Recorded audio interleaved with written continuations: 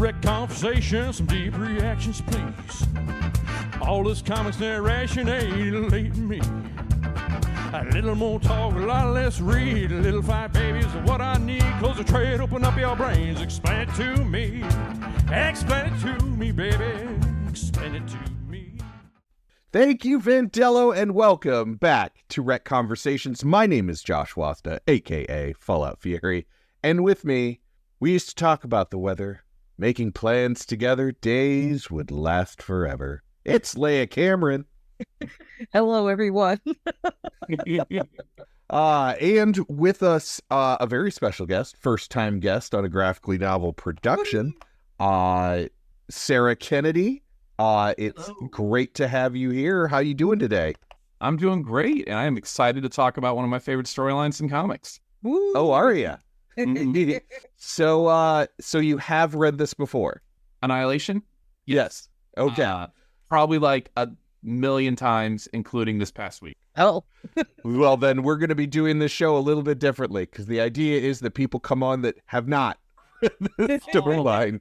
So what we're going to do instead, because I've thought about this and what would happen when this occurs, is please fill in details because we're going to have questions. oh God, yeah. Because yeah, this is for sure. Space Marvel, and we are not very familiar with Space Marvel or Space DC or space in general. It also, I was going to say, Sarah, I feel is pretty well versed in how I feel about space in general. So, it's always a struggle for me to then think about space or to see space or to deal with people in space. So, Right. Yep. Totally understood. I totally get that. I mean, like, so when we describe comics, it's always like, yeah, so Bucky, he's going through Sokovia, and, he's trying to catch this guy, and this terrorist cell's trying to blow up the city, and he's trying to stop the bomb.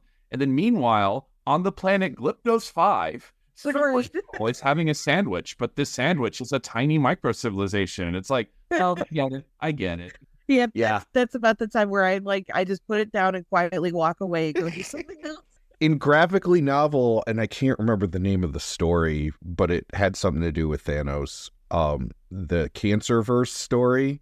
Yes. God. Where the Cancerverse is a universe parallel to ours that basically just everything is a cancer, and so just ever expanding. Wow, I And hate that universe is so full of cancer that it like starts to bleed into our universe. No. And it deals with just basically everyone in space. Every space character is in this story. And I know how much you love when characters just show up on the page and you have no idea who they are and there's a bunch of them. That's this. Yeah. I mean, basically, that's a lot of like the cosmic stuff that Marvel was doing from like the 2000s to the 2010s, where it's like, Anybody remember Quasar? No? Do you want to bring Quasar back? Are we going to lose the rights? Okay, Quasar's here. Right. So actually, Sarah, this is your first graphically novel production. So can you give us a little background on your history with comic books? I have read comic books since I was a kid. Like, I remember, like, I have fond memories of my mom giving me, like, a $5 bill and sending me to Walden Books. And she would do all her shopping at the mall. And I'm happy as a clam. And I'm usually walking out of there with, like, Ghost Rider, Green Lantern, Superman. And I dropped off a little bit, like, middle school. But then in college, I actually worked at a comic book store. So when like Civil War and Annihilation were like hitting like, the shops, I got to read it as it came out. Excellent. And yeah. Very cool. Yeah, I did the mental gymnastics that I find not many other people did at my age, like at 6 or 7. I did the jump that why is the Scholastic Book Fair such a big deal when we have a Walden Books? And so my mom was like, oh no, he figured it out, because like I'd be like, yeah, I could go there or I could go to Walden Books any day of the week. Okay. So I loved the Scholastic Book Fair, but I had this similar problem because at that point in time, I'm in grade school and I'm again like not trying to toot my own horn, but at that point in time I was reading like actual adult novels. Mm-hmm. Like I'm out there reading Stephen King, And the Scholastic Book Fair comes to town, and I'm like, hey, would you like to read like Sarah Plain and Tall? And I'm like, no. No, I would not. No, thank you. However, they did have all kinds of cool, like, I remember mine having cool, like, they had stickers and like craft sets or like books that came with sets, things like that. That was my jam. But yeah, it was the only time, like, age appropriate reading material was presented to me. And I was like, no, thank you. I could only read the one in the middle is the green kangaroo so many times. Right. I have a weirdly related comic book story from a Scholastic Book Fair where they were selling a book that was like the Encyclopedia of X-Men.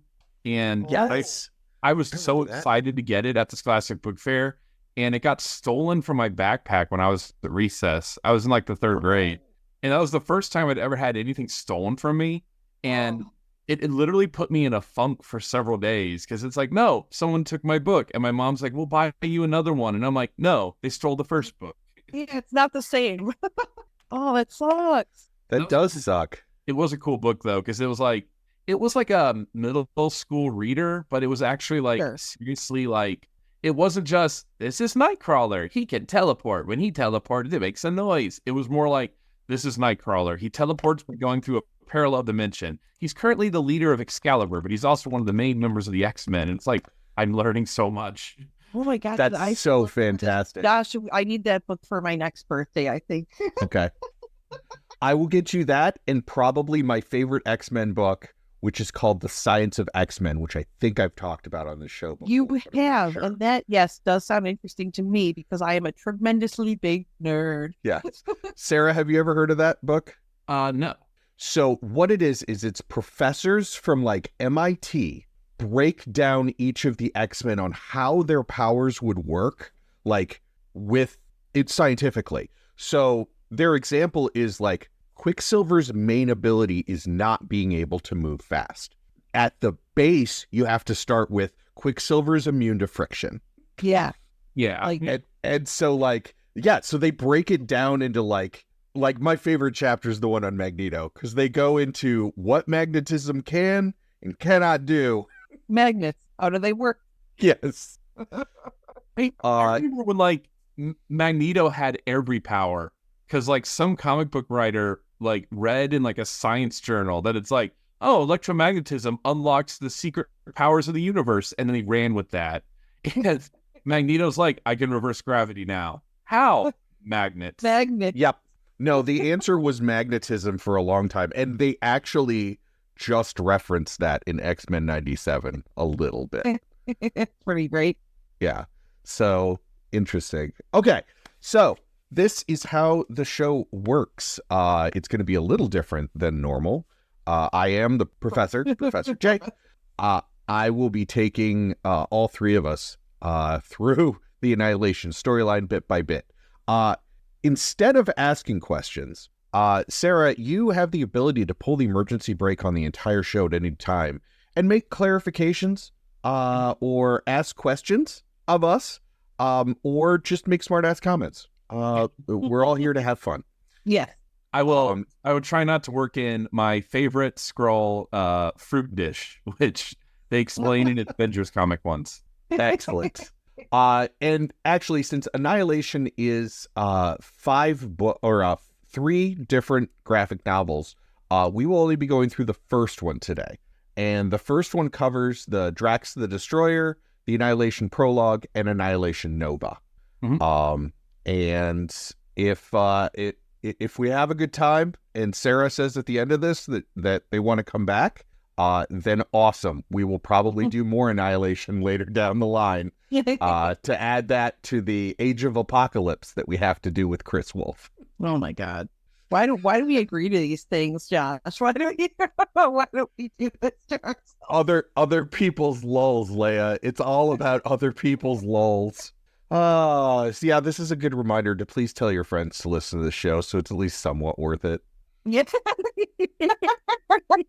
Okay, so we begin with Drax the Destroyer. Drax is on a prison transport that has a hyperspace error and stops in the Sol system. My favorite part of this is that the computer lets them know very quickly that the system is off limits. Like, that so many, because Saul is flagged as basically being like, don't fuck with this planet, just don't do it. They have so the many ship problems, right? Yeah. So the ship goes into a silent run with cloaking. There are two aliens, Lunatic and one of twins that are the Blood Brothers, are prisoners and talking about how the drop out of hyperspace kind of makes them nervous. Lunatic's like, it doesn't really matter to me. Once we get where we're going, I'm going to be vaporized because I'm on death row. They asked a third prisoner his take, and it's Drax. He just tells them to be quiet. And they're like, hey, buddy, you can't tell us to... He's like, no, seriously, be quiet. I'm trying to hear the tiny pops, which is apparently something you never want to hear in a spaceship, because he deduces correctly that the ship has a critical error and is about to Earth fall. And that is when the ship enters the Earth's atmosphere. We then cut to an elementary school in Alaska, where there are elementary school kids named Doug, Cammy, and Dex. Doug is the stereotypical bully, picking on Cammy, who is the tough chick who doesn't take his shit, and Dex is her nerd friend. At one point, after Doug goes away, Cammy and Dex see what appears to be a falling star, and they make a wish on it. It is actually a ship falling out of space. At the crash site, the Blood Brothers, Lunatic, and a Skrull named Pybok have arrived, or have survived the crash, as has Drax. Which they're just like, let's not mess with him, is basically like what Lunatic and Pybok say. They're like, that's Drax the Destroyer. Let's just not fuck with him. It's a real easy equation. He is called the Destroyer for a reason. Yeah. Meanwhile, at home, Cammy's mom is passed out drunk. She goes upstairs and is flipping through channels, and sees the crash near them on the news. So she calls Dex, and she's basically like, okay, well, we're going to go to the crash tomorrow. He's like, really? Because he's not. How they are friends is kind of not stated, because she's always just wanting to run into danger, and he is sensible. It's very much. Do you know when this was written? Because I didn't look. 2005. 2005. Yeah, okay, that sounds right. I was gonna say, there's something very 90s, late 90s about the friendship here that I couldn't quite put my finger on. So I was curious. But it's very much a dynamic where, she's got this annoying. He seems kind of younger, sort of fraidy cat friend. She likes to run into danger. She's got the troubled home life, and her friend is much more like, we can't go in that cave. There could be monsters, sort of thing. So it's very much this fraidy cat and fearless girl sort of dynamic. It's very much like when they were writing these characters, they knew there were going to be a lot of aliens and just cosmic threats. So they wanted to have one ordinary human along to both comment on the absurdity of it. Yeah. Also, yeah. And I like the character of Cammy. I mean, there are times when she's a little annoying, but she was also very much, she's 10 years old. I was going to say, she's 10. So I forgive any sort of annoying. I'm like, okay, she's 10, Yeah, she's 10. She'll be 11 next month. Right. Because at one point she says that to Drax, and Drax is like, I would be surprised if you turn 12. I feel so bad for her because they've established her age. That means she's never growing up in a Marvel comic. Right? Or she's growing up too fast. Or due to cosmic rays or something, she's suddenly going to, be 10 years older so that, other characters can hit on her. Oh. Yeah. Because that's not problematic. She's 21. Jeez. Yeah. So, back at the aliens, they're trying to talk to Drax, and one of the Blood Brothers has the genius idea of, well, if he won't talk to us, I'll punch him. It does not go well. Yeah, I'll do that. Yeah. So now that one brother was basically attacked by Drax, The other one's like, but it's a matter of pride that we beat him up now. So the two gang up on him. It still doesn't go well.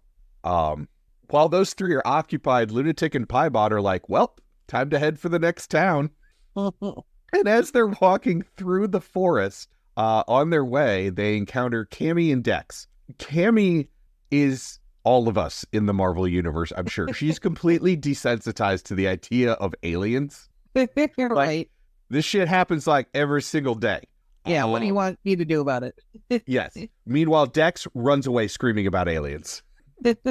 So, yeah, Cammy, like, the aliens are even like, do we not frighten you? She's like, seriously, like, it's a Tuesday.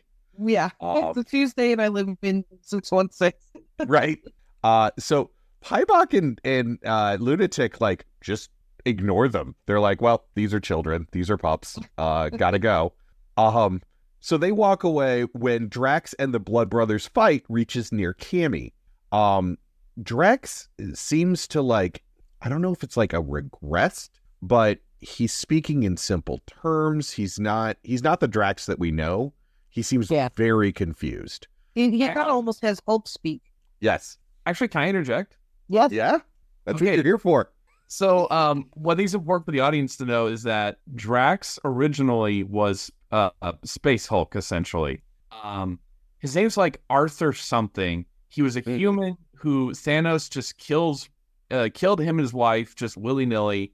I forget what being did it, but I think it was the Eternals. They get his soul and they put it into the Destroyer body, and he's supposed to be the destroyer of Thanos. But because Marvel Comics were like, oh no, we need something kids can relate to, Space Hulk, because he's right, and he had like super strength and vulnerability. And then he originally had, I think it was just like mini explosions when he hit things. Which is why later on in the comic he tries to hit something and he goes, "Oh, that's new." Yeah. Okay. Yep. Okay, that makes much more sense. Yes, it does. But so we know Drax from like the MCU, and where Drax is very like straightforward, and he says some kind of weird things, but also to Drax's mind, it's like, no, we don't do symbolism or anything. We just say what we want. Yes. And this was Drax going from Space Hulk to cool motorcycle Drax, who like it's like the galaxy's greatest killer, and he gets cool leather pants later on, and so he went from Drax to Hollywood Hulk Drax. Yeah. End up the ocean. Yeah. American we'll badass Drax. Oh no, he comes out to Kid Rock. My name is Drax. Destroyer. I love everybody in this bar. But that's the context for Drax. Excellent. Thank you. That was very helpful. Because I do not have this context, and some of this was going to be a lot of I don't understand what the fuck people talk about. But also in Drax's confusion, he mistakes Cammy for his daughter Heather, who is dead. And she takes this opportunity because she's a streetwise wisecracking kid, and points at the Blood Brothers and says, "Daddy, those bad men hurt me." So Drax gets pissed off and goes after them. Mostly Cammy is doing this, we find out, because she's just for the lulz. She's entertained by this fight. Yeah. She's the just desensitized child of the mid 2000s, and just thinks that let's you and him fight. It's a fun game to watch. Well, how often would you really see an alien fight? Living in Alaska. True. So Lunatic and Piebot end up in a military supply store in the town, which is called, by the way, Coots Bluff. I love it. And they start taking hostages to buy them time until they can get off world. The idea being that they'll, salvage what they can from the crashed ship and be able to, get out of here. They're going to use the humans of the town as slave labor to do this. The local mayor is like just a complete coward. And actually, the only person that stands up to them is an old racist woman, because she refers to the X-Men as muties. She's like, "Yeah, no, you think you're just gonna keep us hostage for when the Avengers or the X-muties show up? Up yours." And Any of those communist Marxist socialists in my town. right. And that's when Piebok's like, "Okay, cool. By the way, for dissenters like you," and he just snaps her neck in front of people. And he's like, "Anybody else?" I have in my notes it's okay because she was a racist. Cammy finds Dex in a nearby cave where he has both thrown up and peed himself. I mean, understandable. I feel the same way about aliens. So, like, I get it. Yes. I'm with you, Mark. She's like, "Okay, but like alien fight." And so she's like, "You can stay here, you can come with me, but I'm going to the alien fight." And so Dex like chases after her. The fight with Drax and the Blood Brothers has reached the town. So basically Piebok and Lunatic are actually trying to organize the humans into like work details, and this fight just comes crashing through the town. Piebok decides he's had enough of this, and he shape changes into Thanos, which grabs Drax's attention. And then while Drax is looking at him, he creates an arm spike and puts it through Drax's head like the fucking T-1000 through a carton of milk. Mm-hmm. Yeah. And it kills him. He's dead. In the aftermath of the fight, Cammy asks if she can have Drax's body. And Piebok's like, "What are you? You should be in school, child." Right. Where are you? And she's basically like, "Well, you didn't say no. He's mine now."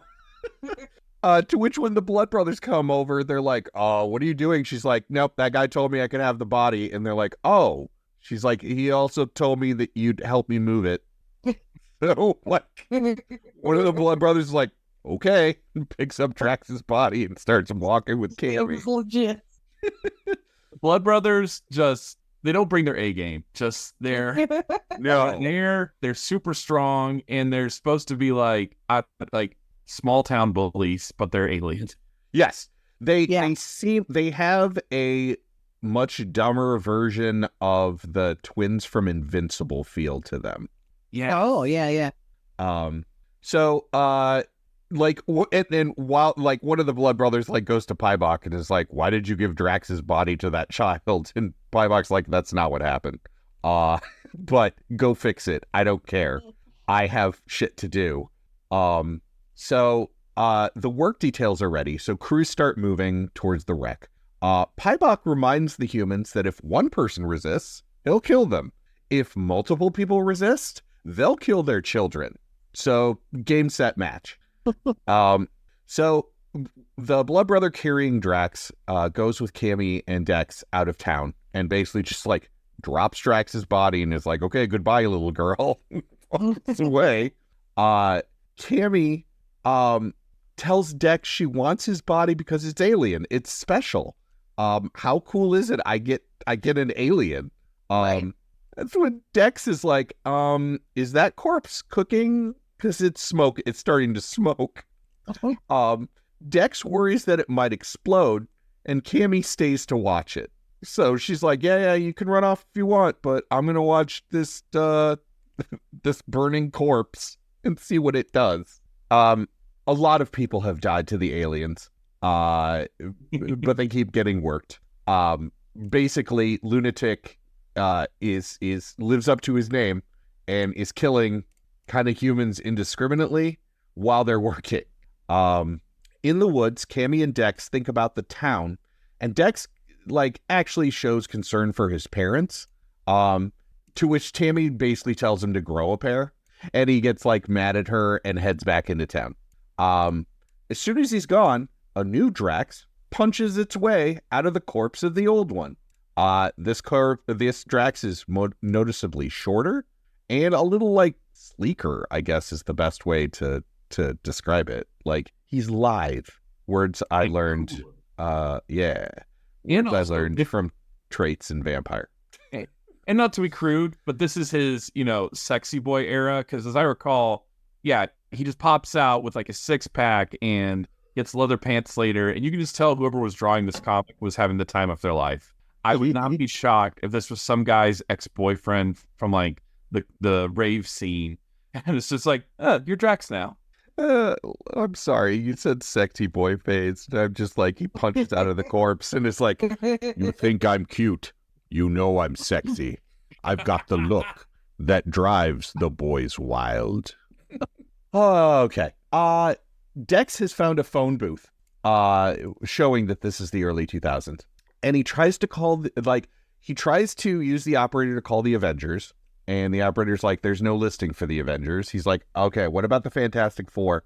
And in a scene that I would love to have friend of the podcast, Adam Witt, explain to me, the Fantastic Four, instead of like a helpline, has automated like menu that starts with like, if you would like interviews, press 1,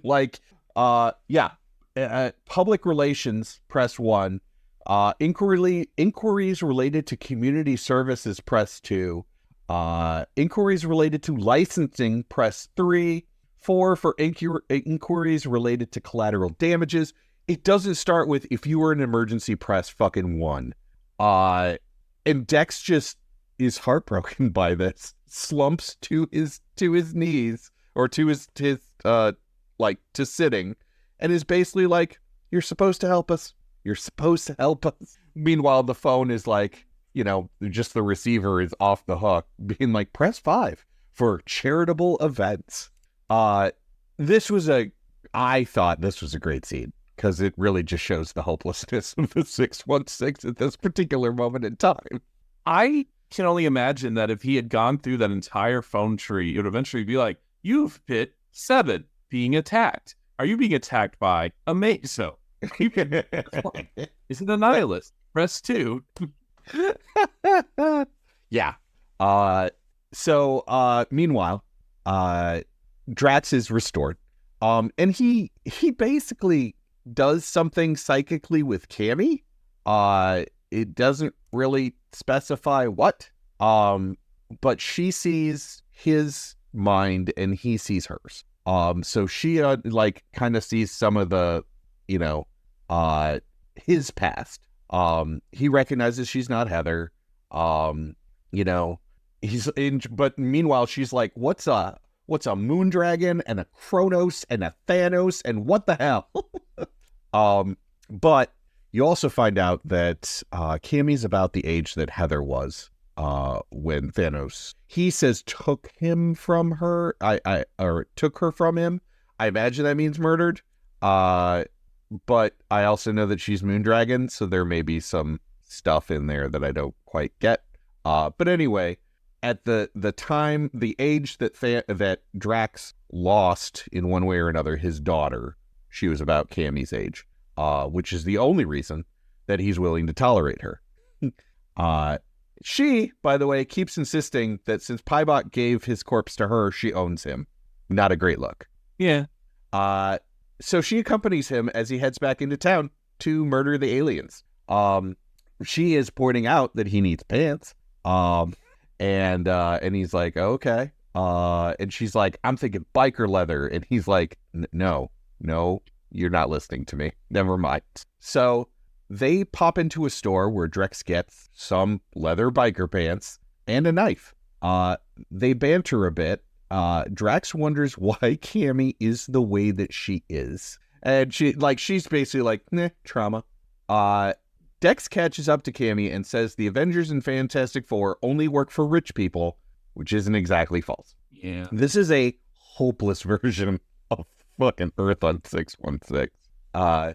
Lunatic is killing workers at a rate that is actually starting to impede combing the wreckage. Though he insists there's nothing left to salvage anyway. So he's just amusing himself by killing people. Cammy and Dex go to school where a woman watches in the window. Very upset looking Karen of a woman.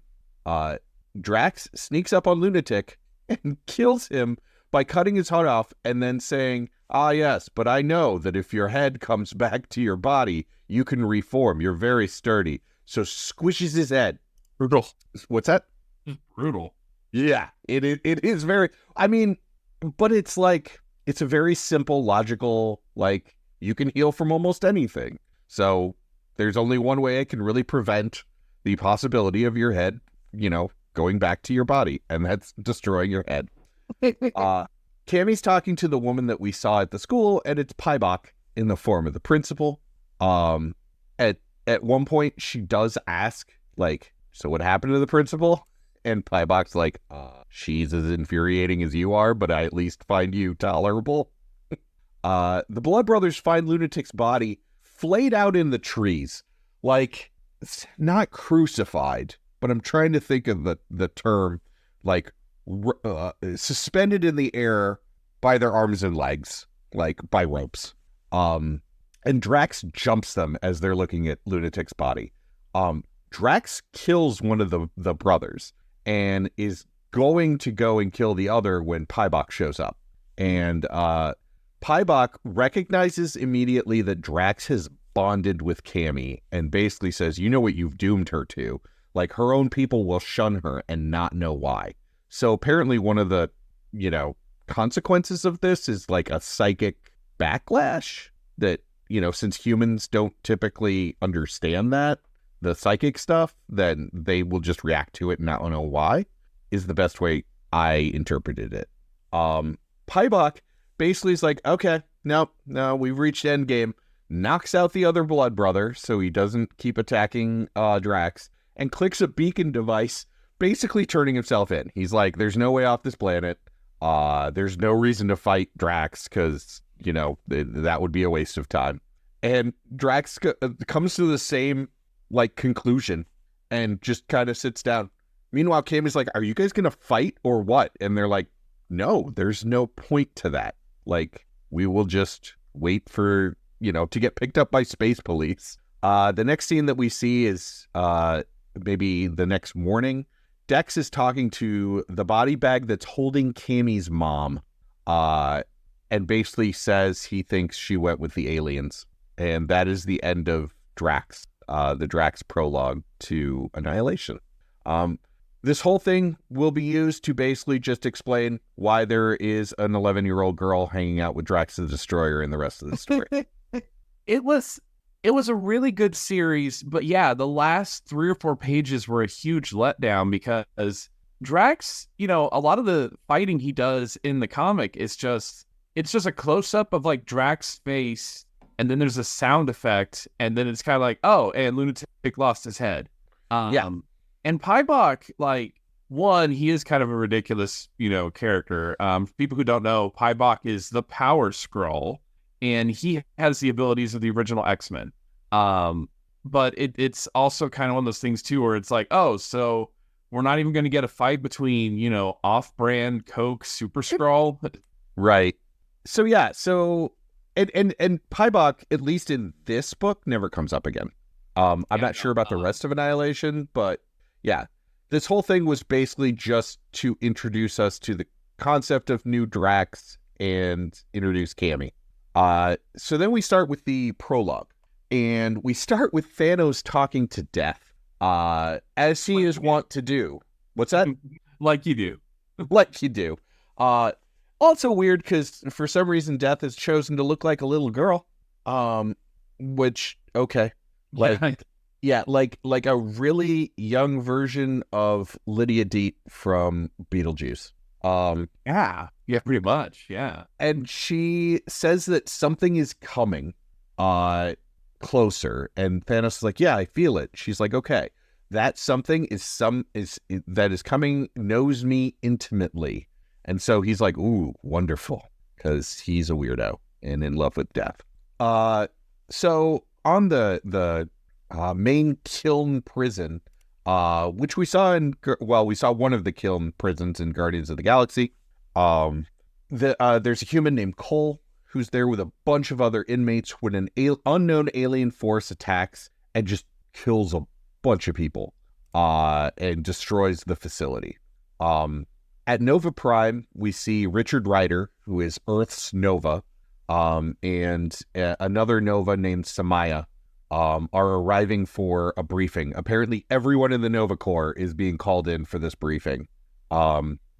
Meanwhile, we see that the Nova Corps on a facility up in orbit around Nova Central, Xandar, has to let Drax go because his genetics no longer match the 200,000 murders that he's guilty of. So he would be set free. He and Cammy would be set free, but they can't leave yet because the Corps are in lockdown. And Drax surmises that something big has happened. And so for right now, they have to stay on this station. At Nova Corps Central, all the space cops are told that the main kiln facility was attacked and destroyed. This is doubly bad since these prisons are also the power plants for multiple star systems. So, 200 planets are about to be without power once the secondaries are drained. The head of Nova Corps kind of says, loss of power leads to riots, leads to unrest. So we're going to have double duty while we also investigate what the hell is happening at the kiln. They're not going to do any of that because the alien force attacks, hitting the spaceport that Drax and Cammy are on first. Drax takes Cammy and commandeers an escape pod, which rockets through basically a war that is happening in space. The Nova Corps realized that the Worldmind AI has been corrupted, which leaves the Nova Corps deaf and blind, basically. This is a sneak attack. Richard adds, and screwed. Don't forget, we're definitely screwed. He realizes the enemy forces are firing on one another, even if it means or firing on one another if it means killing them.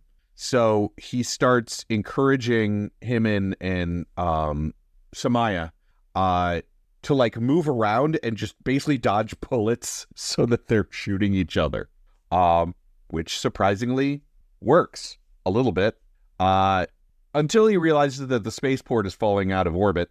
And he tries to grab Samaya and is doing the superhero, well, this is the last-ditch effort. We have to go straight through it.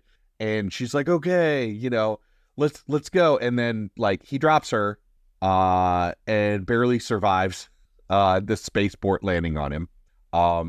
Barely survives only to really witness the end of Xandar, the end of the Nova Corps.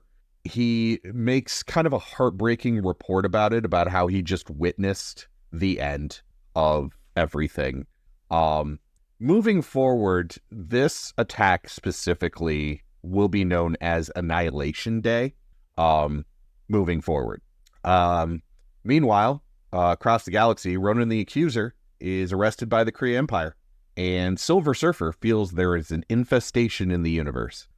Again, neither of these things are followed up in this book, but I imagine that they're kind of paving the way for the future. Yeah, I think they would be safe to say that these things are relevant later. Yes. On a Kree ship, soldiers are kind of trading rumors. One says 2 scroll systems have been taken out by something called the Harvester of Sorrows, which is my early 2000s nu metal band. Yeah. Oh my God, I was going to make that joke. Beat you to it. Which can take down entire planets. So, but at this point, it's all just kind of conjecture and rumor. Still nobody knows what this force is or who they are. We see for the first time that the invaders are all bug people, and they have targeted the areas they did because they want to eliminate resistance and because the planets that they targeted are resource rich. They also serve someone called Annihilus, which other people recognize Annihilus in this, so I imagine he's shown up before. At one point, they said he was from the negative zone. So I'm going to imagine that this is Fantastic Four stuff. Probably. It is. Okay. I could always go into the next room and ask. That's right.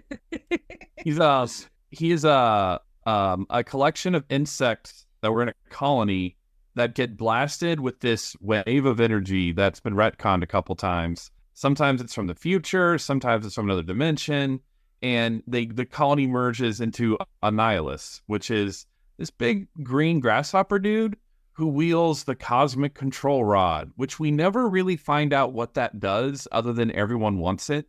And it's what powers all of his stuff. Okay. Interesting. So would it be safe to say that Annihilus is Marvel's Oogie Boogie? From Nightmare Before Christmas. Kinda. I mean, No dogs, my bugs. So now we start on the Nova series. The damage report starts with Xandar. It's been almost completely decimated. The wave of invaders is being called the Annihilation Wave. Richard wakes up to a voice telling him he needs to get up. It's the Xandarian world mind, and it confirms that he is the last functional Nova Corps operative. Additionally, Richard will need to get to the AI's core in the next 2 hours, or it will fail and all of Xandarian culture will be forever lost. Because now Xandar is destroyed, countless members of the race are gone, and the world mind is basically the keeper of the culture at this point. Richard is like, no, I'm not going to do that.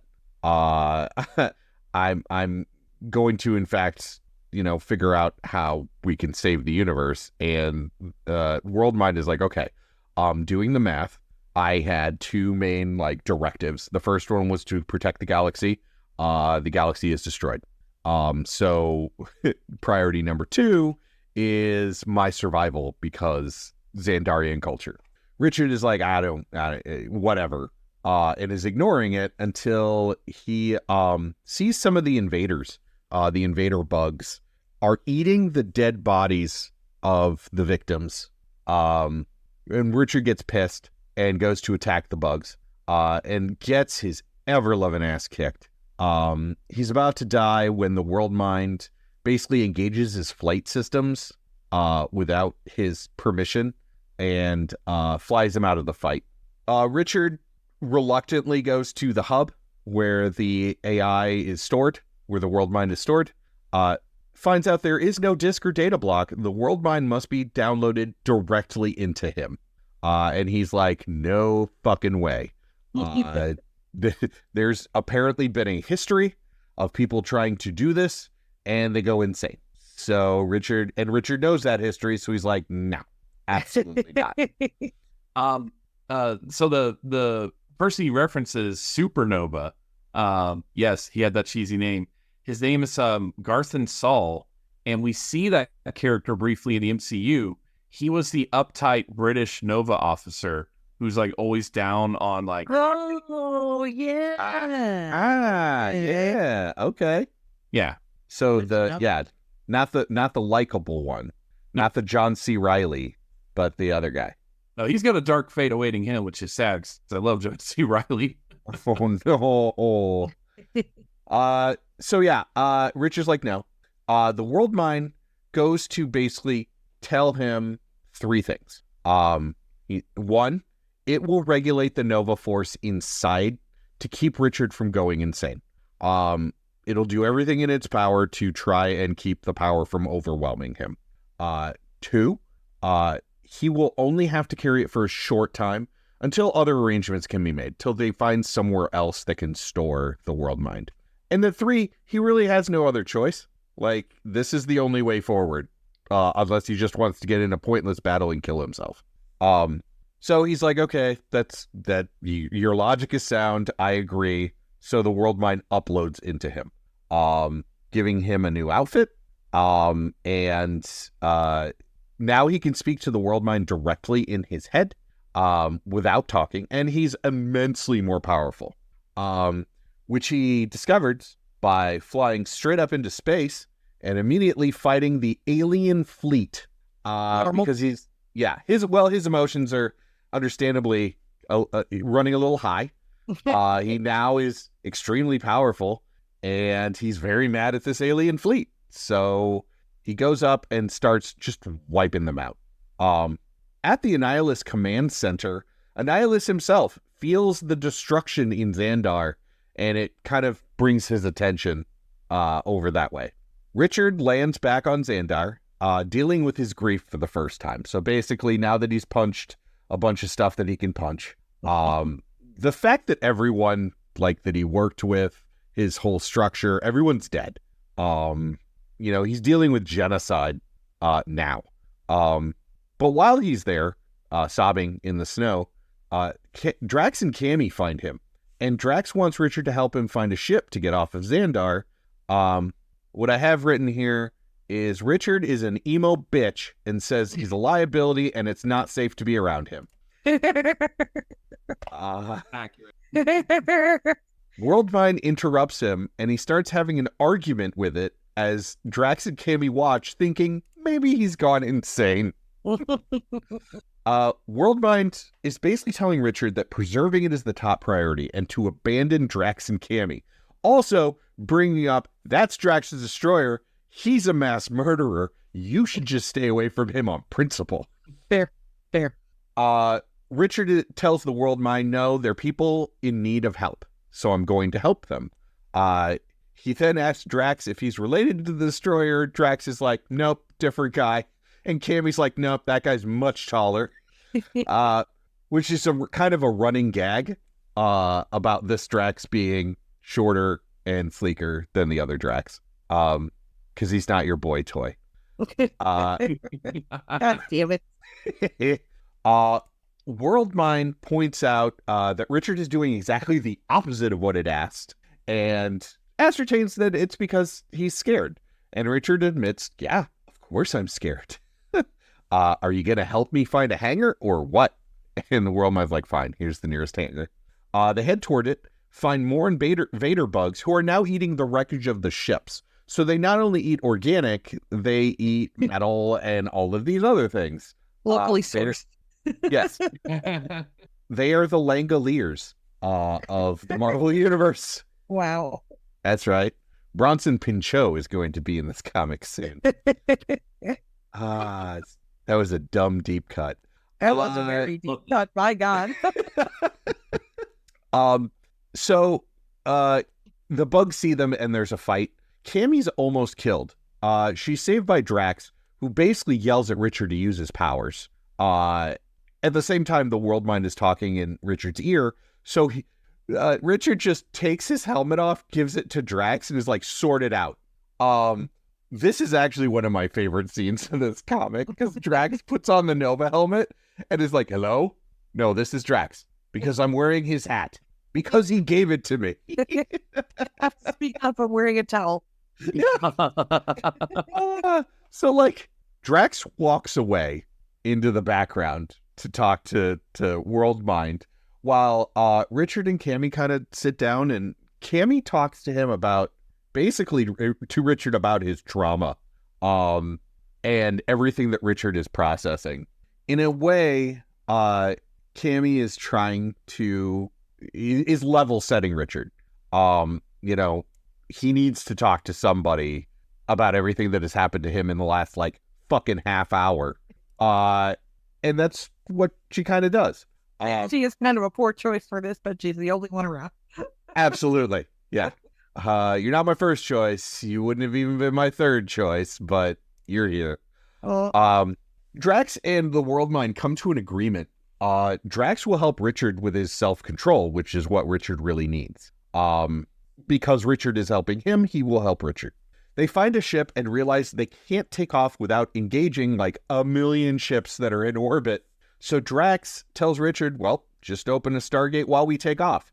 Richard is immediately like, we can't do that. That would destroy the world at this point. It would create a vortex. And then he realizes, well, that's a moot point.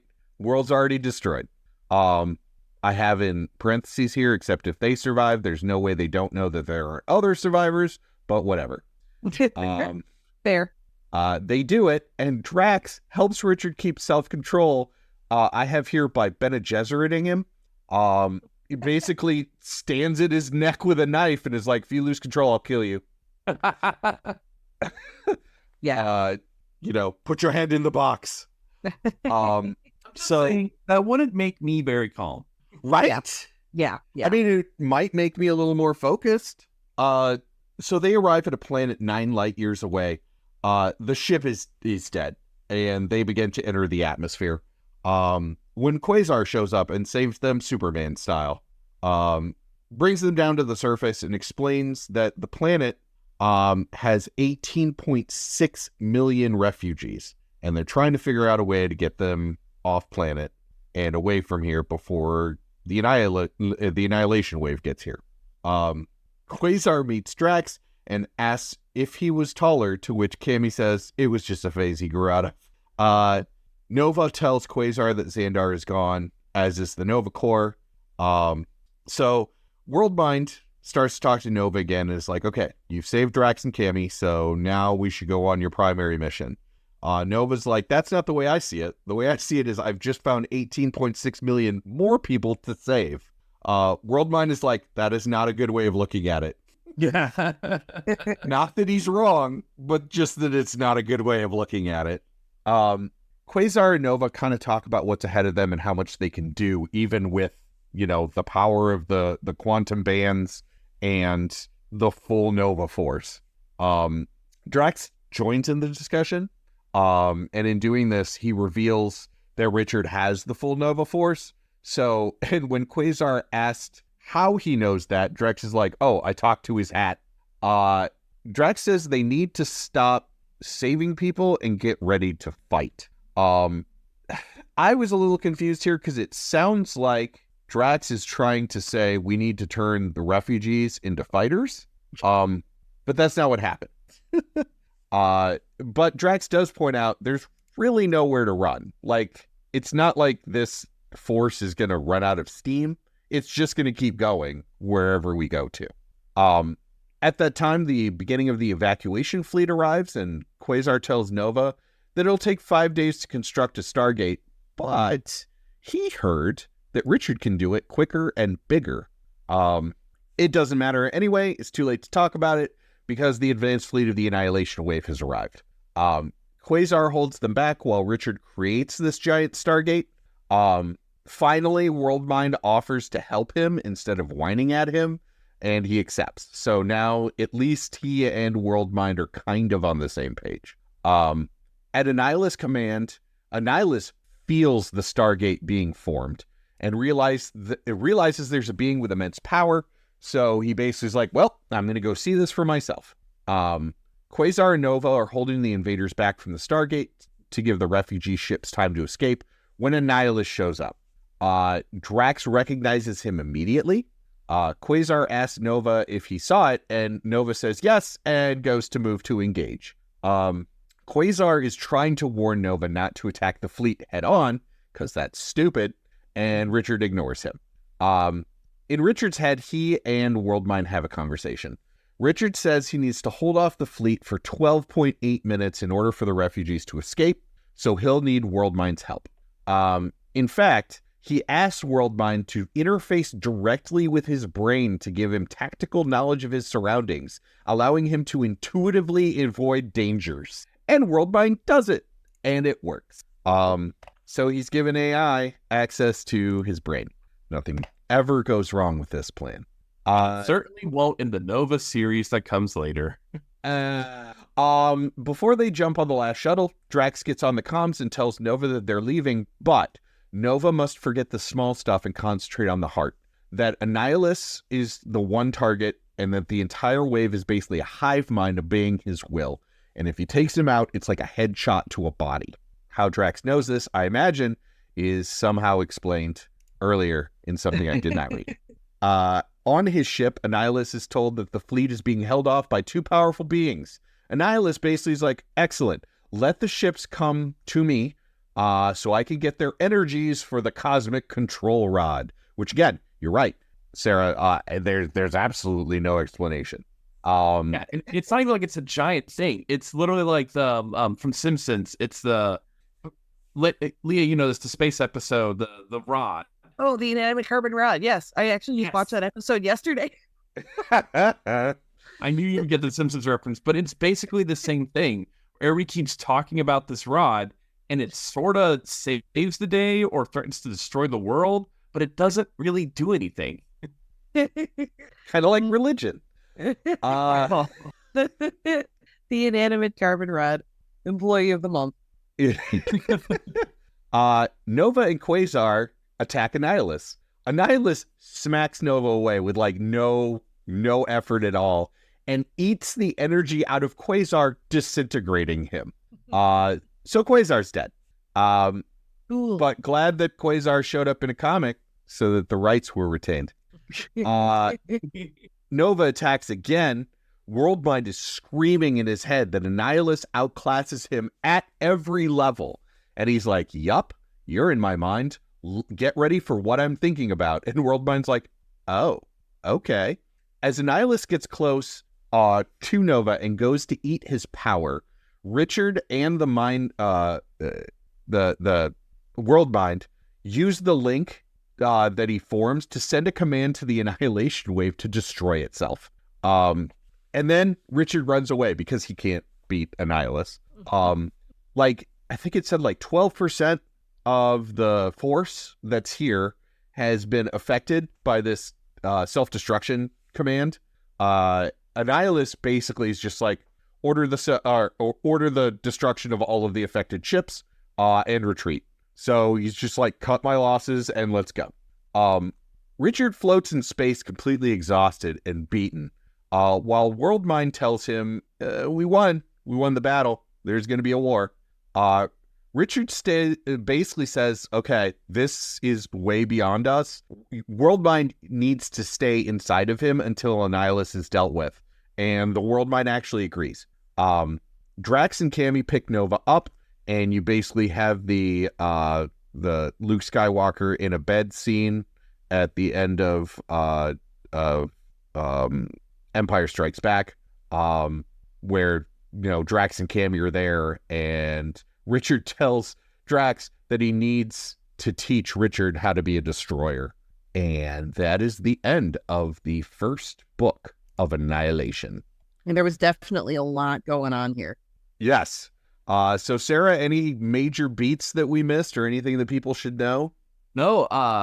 So like one thing, if you get into the series, is that Marvel does use it as an opportunity to clean house a bit, because you've heroes popping back up that you've never probably thought about in years, like Quasar.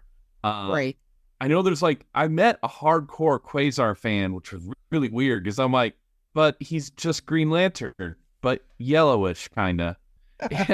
But yeah, they bring back side characters from old school Captain Marvel, Fantastic Four, Nova, and some of them get really cool, like, not redemption arcs, but more like, hey, this guy's not so much of like, you know, like, he's not that boring. Like, Ronan pops up.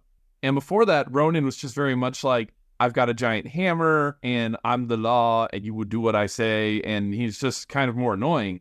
But then, like, when you meet Ronan later on, he's like more relatable, even for a demigod kind of character. Mm-hmm. And Super Skrull pops up, and we get like a lot of things that define his later character arcs, where it's like, man, I am just like the Skrull Empire's biggest failure, and yet I'm its most powerful weapon. And he keeps getting called in to like save the day for the Skrulls, even though they're like, oh, look, the failure's here. And it's like, I'm the failure with all the powers of the Fantastic Four. And it's like, yeah, right, you know, I called you a failure. And it was really good. It set off like many years of cosmic storylines. And it some of the storylines, you know, were really cool. Like the next one is Annihilation Conquest, where Ultron returns. And that was a really cool way. But then you get arcs like, you know, I forget what it's called. I think it's like The Realm, which is where the Cancerverse pops in.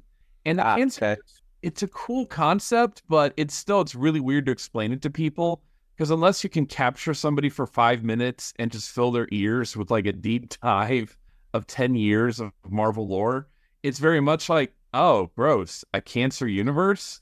Yeah. It's I will say, though, if you are interested in that story arc, it is Lovecraftian Marvel. I did. Yes, I got a little bit of that in the Cancerverse storyline. It was very Lovecraftian. Oh yeah, like it, not even hiding it, just like directly on the nose. And evil Captain America, it was just so creepy. Yeah. I liked Cancer Hulk. That was my highlight. The artwork that's used for the Cancerverse was also used in the MCU to show Dormammu's realm. Yeah, that does make sense. I was wondering, yeah, now that I think about it, that is the link. Yeah, because Dormammu, he says that, oh, death will never happen here. And they basically made his realm in the MCU the Cancerverse. Okay. Okay, so what I'm learning here is actually that I need to go see MCU films with you. I am not gonna lie, like for the first like I still love the MCU, but like the first 10 years I was that fan where I'd go see the movie at midnight and then I'd probably see it again a couple days later. And the first viewing is like my fan viewing where I'm like, yay, it's superhero Spider-Man, I love this. And then the second viewing is, what deep dive shall we get into an internet argument with today? Yeah, like that's very similar to what I would do as well, which, midnight viewing was just like, hooray, new movie, fuck yeah. And then repeat viewings would be like looking for Easter eggs, inconsistencies, story references, whatever, whatever deeper stuff to go down there, like, oh, I missed that the first time around or what have you. That, I was absolutely that person, like pre-pandemic, really. Yeah, I find that there's like every group of nerds kind of has their own hierarchy of information. Like, I am a person that a lot of my friends will ask questions to about the MCU and its relation to comic books. And then I have certain splinter people that I will go to, like Leia for anything like Captain America or Black Widow. My friend Roger McCready for anything Green Lantern. And so, like, I'm kind of like the Wikipedia where I'll go out and be like, I don't actually know that, but I'll go and find out for you. Yeah, and I mean, and for me too, like, I spent a great deal of time, my background in comics is, from when I was young, but a lot of the storylines that take place in the MCU were ones that I hadn't read until after the movies came out because I had such a long period of time where I stepped away from comics, in my teen years and early adulthood, except for like, certain Vertigo imprints and whatnot. So I became like a movie expert and less a comic expert, basically. Like, I could tell you all kinds of shit about the MCU films, but not necessarily about the story arcs where I might only have like a little bit of background unless I read them, so. Yeah. See, I can tell you, I can tell you most of X-Men, anything about Gambit or Rogue. But once you get like further, Cosmic is a blind area for me. Which by default also means like Fantastic Four is a blind spot for me. I mean, I remember when they announced Guardians of the Galaxy for the MCU, and I was like, the what now? I had never heard of them before. Yep, I had to apologize to my friend Lucas, who swore up and down. He's like, nope, Guardians of the Galaxy is going to be great. I'm like, it's a fucking tree and a talking raccoon, and there's no way. And I walked out of that movie and immediately called him and apologized. Yeah, it ended up being a lot of fun. And that was, I think that was the other thing too, is I was like, I could always trust the MCU to make me give a shit about characters that I had previously never given a flying fuck about before. Right? Like, when they were like, oh, we're doing Thor, I was like, why? Yeah. Like, my reaction, I think, probably to Ant-Man was the most outsized mistake, and I've been apologizing for that for years and years, because they're like, we're doing Ant-Man. I was like, the fuck you are. I think the only one of those that was justified was the Eternals. Yeah, that's we don't like. I was like, that seems out of place to make any sort of money or understanding or change the dynamic of the MCU in any way. And lo and behold, it failed so bad they don't even talk about it, even though there's a giant hand in the ocean. I think about that all the time, Josh. I think about it all the time. I think about how there's a giant hand sticking out of the ocean somewhere, and everybody politely avoids discussion of it, like post event. They're like, never, they're like, no, we shan't speak of it. If we can, Right? Perhaps it will sink back into the ocean. I will say though, it is a better Justice League movie than Justice League. Oh my God. Yes. So this is a funny story. We were at, before we went and saw an indie wrestling show, we went to this bar called the Flying Moose in Clive, Iowa. And Leia. Clive, Iowa. Yep. Leia and a friend of the podcast, Adam Witt, and the Baroness Miss Jennifer Howland were with us. And I sat intentionally with my back to the TV because I am very ADHD. And if there's an entire wall of television, I will ignore my friends. Okay. However, I kept noticing that Jen, my wife, kept like her eyes kept going to the TV, and then she'd like shake her head and force herself to look away. And finally, I was like, "What's going on?" And she's like, "Justice League is on the fucking TV," and I keep like my eyes are grabbed by it because it's moving pictures, and then my brain tells me, "You've seen this and you hate it." So I like, well, it didn't yet. You were sitting directly in front of that screen, and I kept doing the same thing, and I was just like, talk to Josh. Do not be distracted by the bad CGI on Cyborg or whatever. Like, oh, mother boxes. yeah, the mother boxes. Yeah, that's just what a nightmare. But yeah, it was certainly a film, and yes, the thing that I really hate about Justice League is the fact that it did so poorly that they were like, okay, maybe we're just going to can the DC, cinematic universe. But then the end had some really good movies that nobody watched. Like Blue Beetle was fantastic. Yes, I did really enjoy Blue Beetle. It was aggressively Hispanic, and I was there for it. Oh, I loved it. I loved how the family was like loving and also goofy. And when they were all cheering him on to open the box, and it's like, he shouldn't open that box. They're like, open it. Yeah. Yeah, I did enjoy Blue Beetle. It was kind of like the Shazam movies to me, though. Like it was cute. Not really integral to the DCU. It could have been its own thing and been fun. Yeah. I can dig the goofy fun DCU. Like, I mean, I love Peacemaker. That was fun. Right.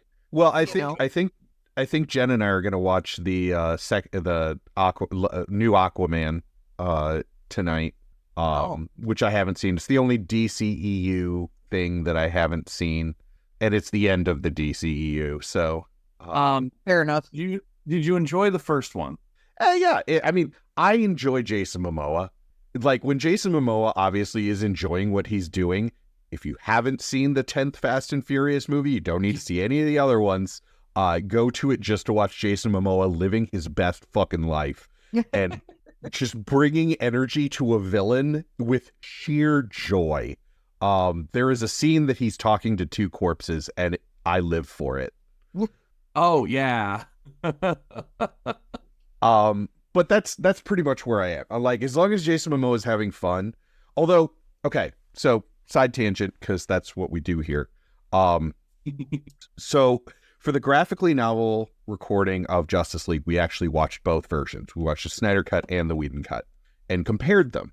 And there is a scene of Aquaman like walking out of the ocean. It's pretty iconic out of the Justice League movie, but like it's introducing him and whatever.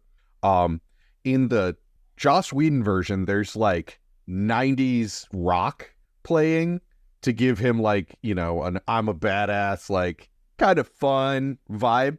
In the Snyder cut, it's like horribly depressing classical music, and like they must have used a different shot in a way that just like they definitely slow motioned it. And just that 10-second scene shown the two ways shows the immense differences between both cuts. Oh yeah. Because knowing he's a scumbag, separating the art from the artist, Joss Whedon actually had fun with the Justice League movie, at least the cut of it. I'm not speaking to how he treated the actors or any of that shit, because no, scumbag. But he made a fun cut of the movie, and then Snyder made a really depressing, horrible view of the universe. Here comes Aquaman. I guess he's having a bad time. Like, yes. Meanwhile, Joss Whedon is like, it's Aquaman. So yeah. For more, yeah. Go ahead. Honestly, that's kind of what happened at the end of the DC cinematic universe. Like, they started having fun, and like you said, Blue Beetle, it's aggressively Hispanic in a positive way, and yes, they lean into the horrible like tropes, not horrible tropes, the horrible like puns and cliches of the 80s comic. And at one point, for people who haven't seen it, he flies around in like the Bug, which is this giant like floaty ship thing. And one of the weapons it has is the Bug Bomb, where it farts on people and knocks them out. And it's just a goofy 2-minute scene where like Motley Crue is playing, and the actor who plays the uncle, George Lopez, having a blast, and it was infectious and it was fun. And then you just and I think that was really my biggest complaint with the DCEU when it's, from jump, is that for whatever reason, Warner Brothers was like, okay, let's make our own superhero franchise. Marvel's been doing it. It's been wildly popular. We got to catch up. How can we distinguish ourselves as not copying them? It's like, okay, well, let's do the opposite of what they're doing. And for all the fun they're having, let's make ours just aggressively upsetting, dismal, and bleak and gray. No one is allowed to smile. There are no jokes. Everything is deadly serious to the point of melodrama. And, and I think that'll work. I think people will really enjoy that. And you're like, what the fuck? It's really interesting because in that graphically novel episode that we did, the Justice League, we had guests on. My friend Kat Essman was talking about, she is a large DC fan, and this is what I hear from being a Marvel person, what I hear from DC people when I'm like, what makes you prefer DC? And overwhelmingly the response is, if you look at DC, it's hopeful. There's so much like inspirational stuff that DC pushes. Like, the idea is the good guys will win, and everything is vibrant colors, and you have beings with all of this power, but really the idea is inspiration and all these things. And then they're like, and the Snyderverse is fucking none of that. Right. And that's, we had that conversation on the episode that we recorded just the other day about, Superman shows up. Nightwing. And, Superman shows up very briefly, and it's inspiring. And then he goes away and does something else, and he's not involved in the rest of the book. Right. And that's the kind of Superman I do want to see, like, I don't want to see gray tone Superman who, kills people, like that does not do it for me. Sorry. Right. No, honestly, so this is an interesting conversation that I've never really worked out. When I see anti-hero characters, I don't want to see them as all powerful. Like, Superman killing people, to me, is more egregious than Punisher killing people. Yeah. Because Punisher's just a dude. Like, yes, they could both have identical reasons. Look at Superman in Injustice, which is one of my favorite DC runs. He basically decides that the Joker ends up killing Lois and actually nuking Metropolis, and Superman just basically says, okay, that's it. In a world where Batman will never kill the Joker, I have to. And then, like, from there, he starts to make the leaps in logic in a very kind of Punisher-esque way. I had personal loss, and so now that personal loss, I'm gonna become a vigilante. But yeah, that makes, to me, Superman a villain and Punisher an anti-hero because of the levels of power involved. And I don't know how much sense that makes. That just kind of... I get what you're saying.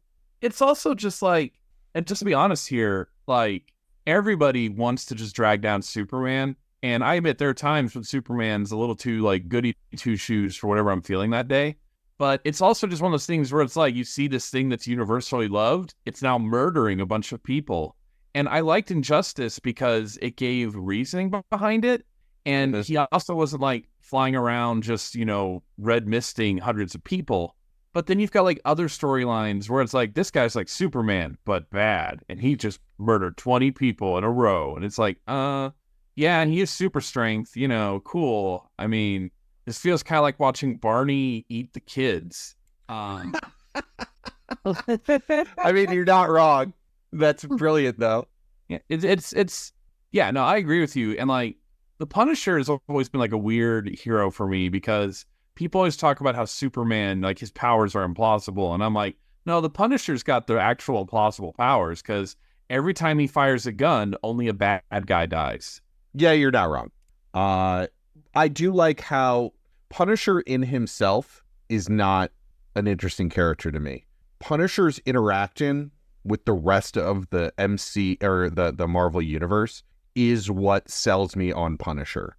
Like I probably won't sit down unless I'm doing something for the show or whatever and read Punisher comics. But I do appreciate him showing up in like large events and things to bring perspective.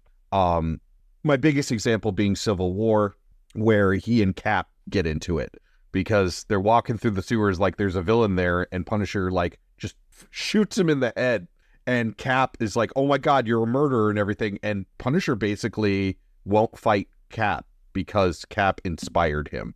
He is the next level of Cap's, Cap's influence. And I appreciate that. I appreciate that you put these two characters starkly next to each other, and there are people making the argument that they could be the same, but you're seeing the differences. But like I said, just watching Punisher murder people, not interesting to me. I agree.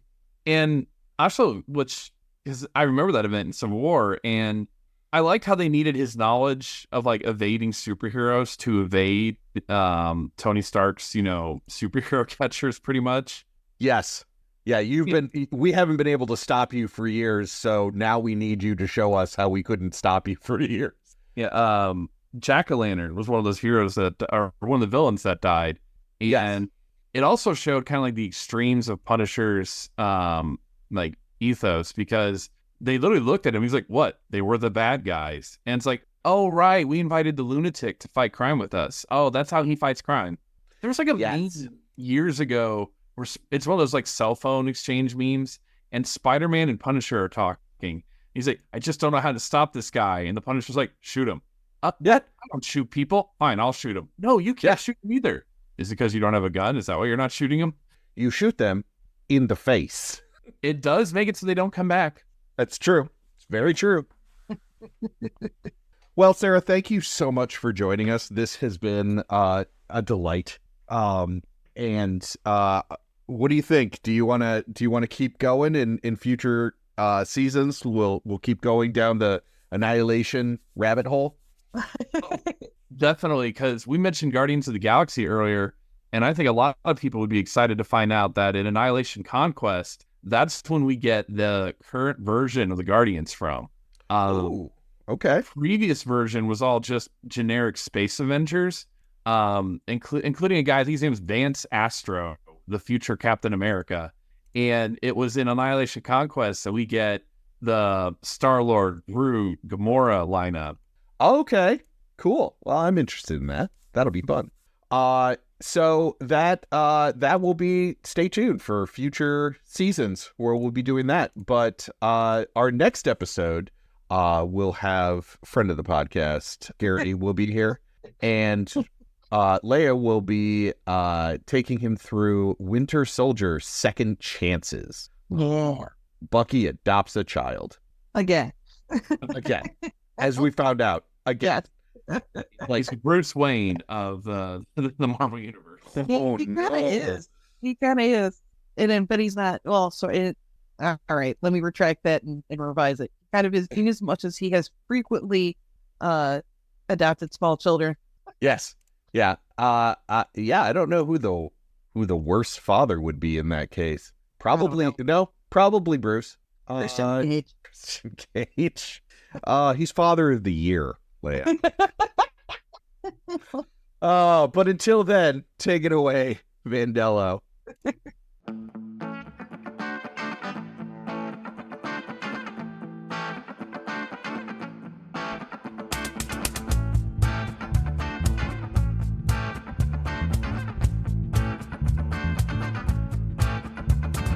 Little wreck conversation, some deep reactions, please. All this comics narration ain't me. A little more talk, a lot less read. A little fight, baby, is what I need. Close the trade, open up your brains. Explain it to me. Explain it to me, baby. Explain it to me. Explain it to me, baby. Explain it to me.